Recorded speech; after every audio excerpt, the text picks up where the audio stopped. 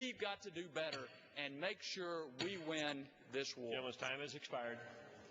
Gentlelady from California. Mr. Speaker, I yield to the gentleman from Oregon, Representative DeFazio, 3 minutes. Gentleman is recognized for 3 minutes.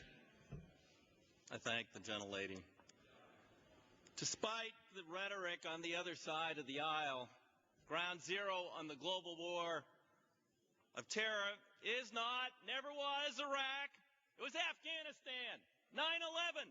It was planned in Afghanistan by Osama bin Laden, Al-Qaeda, with the complicit help of the Taliban.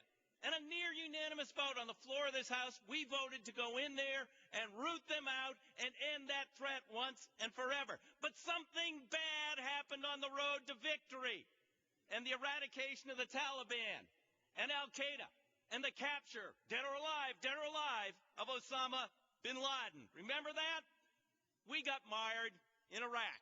And today, the Taliban, Al-Qaeda, and Osama bin Laden are still at large, and they're resurgent. I just saw 800 Oregonians off to Afghanistan. We need more troops there. We need to finish the job we abandoned to go into Iraq. But 1,083 days ago, a complicit, compliant, Republican-dominated Congress acceded to the presidential demands to divert our energy into an unnecessary war in Iraq. I was one of the 60% of the Democrats to vote no.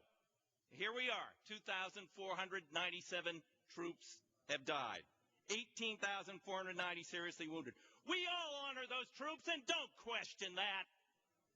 But we disagree not on the noble service of the troops, but the competence of the leadership of President Bush, Vice President Cheney, and Secretary Rumsfeld in initiating an unnecessary war in Iraq and insisting on an open-ended, indefinite commitment of U.S. troops in the middle of a civil war. The President has said, quote, the bringing U.S. troops from Iraq will be decided by future presidents. That means after 2009. That's what George Bush is talking about. That is not acceptable. At its core, this resolution says stay the course indefinitely. We should be debating a real policy on Iraq, not a non-binding, politically motivated resolution. We should be debating the Murtha resolution, a real plan. As a member of the Out of Iraq caucus, I resent the fact that we have here a meaningless, non-binding, Karl Rove, politically inspired resolution on the floor, not amendable, no substitutes allowed. And they call that a debate on the policy in Iraq, and they say they're honoring the troops. That's a dishonor to the people of America and those who serve us.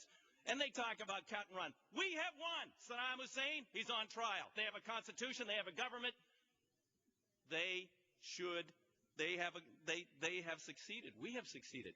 But they have a sectarian problem. They've been fighting for 1,400 years, and they're going to continue fighting. We need to negotiate a timetable with their legitimate government to get the U.S. troops redeployed out of Iraq to other hot spots and bring the remainder home.